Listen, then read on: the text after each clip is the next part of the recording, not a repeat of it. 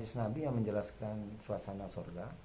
Rasulullah menggambarkan surga itu ada gerbang, setiap surga ada gerbang, 8 gerbang, surga tingkat pertama, tingkat kedua juga 8 gerbang, tingkat ketiga 8 gerbang, kira-kira begitu. Nah, anggap surga pertama saja, surganya Nabi Adam. Salah satu gerbangnya itu 2 pilar. Nah, kalau kita bersepakat dulu ya, pilar itu yang disebut tiang kanan yang mana?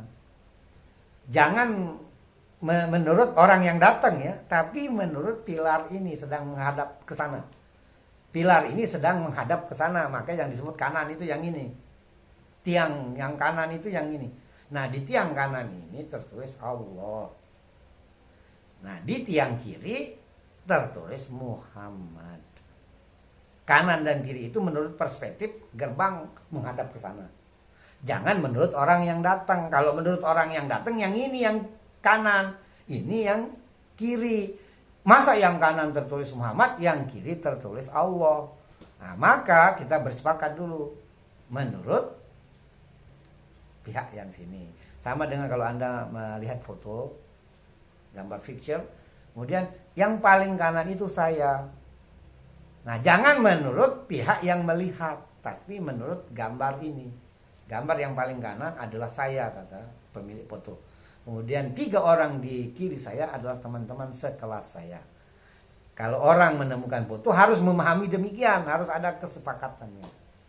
Nah, sama dengan bumi ini, yang disebut utara, north itu adalah yang ada kompas selalu menghadap ke utara itu karena apa? Karena ada magnet bumi. Nah, sebagai panduan saja sebenarnya bumi ini kan bundar. Dilihat dari mana saja bundar. Maka tidak ada barat timur, tidak ada utara selatan. Ketika Al-Quran mengatakan maghrib, jangan diartikan barat. Ketika Al-Quran mengatakan masyrik, jangan diartikan timur. Nah, sementara di Al-Quran sekarang sudah diterjemahkan maghrib itu barat, masyrik itu timur. Salah itu.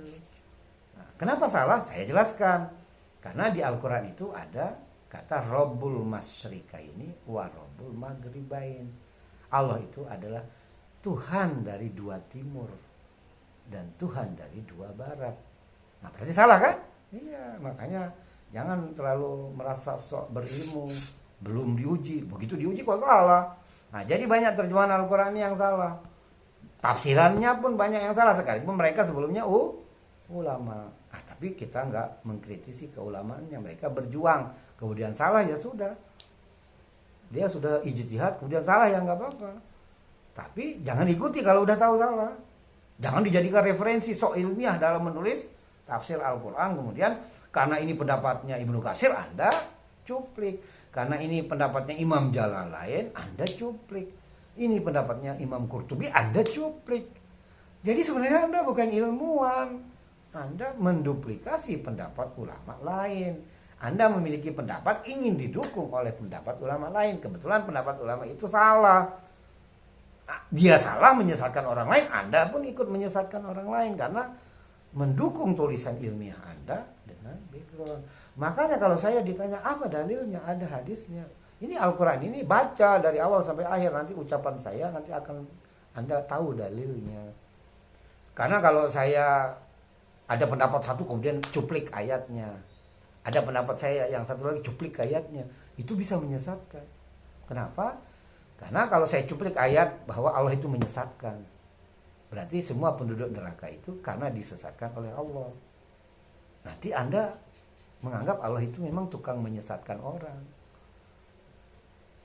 Padahal yang Anda kenal sama ini kan iblis yang menyesatkan manusia, setan yang menyesatkan manusia. Enggak, Allah yang menyesatkan. Itu karena Anda mencuplik selama ini ayat yang lain. Yahdillahu mayyasha. Allah itu memberi petunjuk kepada siapa yang dikehendaki. Nah, selalu Anda mencuplik dalil tentang Allah itu memberi petunjuk. Tapi Anda tidak pernah mencuplik Allah itu menyesatkan. Coba setiap hari Jumat khatib menyampaikan khutbah Jumat, man yahdihillahu fala mudhillalah. Siapa yang Allah berikan petunjuk, maka tidak akan tersesatkan. Wa man yudlil fala hadiyalah. Tetapi kalau orang yang Allah sesatkan, maka dia tidak akan memperoleh petunjuk. Jadi baik yang memberi petunjuk itu Allah, yang menyesatkan juga Allah. Jadi jangan Anda tuhankan setan. Allah yang memberi petunjuk, setan yang menyesatkan. Berarti Anda menjadikan Allah itu tandingan. Allah itu memberi petunjuk kepada jalan surga, setan memberi petunjuk kepada jalan neraka. Kemudian Allah dan setan ini Anda sandingkan bermusuhan. Kemudian Anda kutip lagi dari hadis Nabi, inna syaitana aduwwullah, bahwa setan itu adalah musuh Allah. Bayangkan, pertama Anda mengutip Al-Quran menyesatkan manusia. Kedua Anda mendapatkan dukungan dalil dari hadis untuk menyesatkan manusia. Lebih baik saya tidak pakai dalil, tapi ucapan saya benar, adalah ilmu.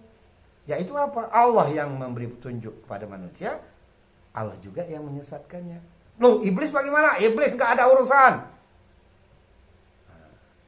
Iblis itu diberi kekuatan oleh Allah. Artinya iblis nggak punya kekuatan, tidak ada daya upayanya. La haula wala quwata illa billah. Makanya jangan selalu tuduh orang, kamu dipengaruhi oleh iblis. Dajjal laknatullah. Cepat sekali dia melaknat orang. Dia nggak tahu di balik itu apa. Wa man yudlil fala hadiyalah. Jadi ketika Allah itu memberi penyesatan, maka kamu tidak akan memperoleh petunjuk. Kembali, alif lam mim itu adalah Alkitab. Jadi seandainya saya zikir Allah, Allah itu juga min ummil kitab, dari Al-Fatihah. Kalau saya zikir alif lam mim, alif lam mim, alif lam mim, alif lam mim, itu benar. Karena alif lam mim ini adalah Alkitab. Bahkan ma'rifah, bukan kitabun tulisan, bukan, tapi Alkitabu. Hudan lil muttaqin, di mana simbol alif lam mim ini adalah pedoman bagi orang-orang bertakwa. Ini saya cerita tapi nggak boleh disebarluaskan. Pernah ada orang minta azimat. Dia bilang, saya nggak percaya diri pergi ke suatu tempat yang berbahaya. Kemudian dia minta saya wifik. Wifik itu semacam azimat kebiasaan orang dari ormas tertentu. Kemudian bismillahirrahmanirrahim, saya tulis alif lam mim. Kemudian saya pesan sama Allah, ya Allah, sebagaimana Engkau telah memastikan alif lam mim ini adalah Alkitab, kemudian Alkitab ini adalah pedoman bagi orang bertakwa. Nah, ini pedoman saya. Dan orang ini adalah orang bertakwa, orang beriman. Dia memiliki kesulitan dalam hidup, ingin beriman kepadamu, kemudian dia mendatangiku. Dia menganggap saya ini seperti ulamanya, seperti gurunya, seperti orang yang soleh. Maka jangan permalukan saya ya. Saya pesan sama Allah di tulisan itu alif lam mim. Dan saya lipat kertasnya. Kalau kamu ada kendala api, masuk dalam api, jangan takut.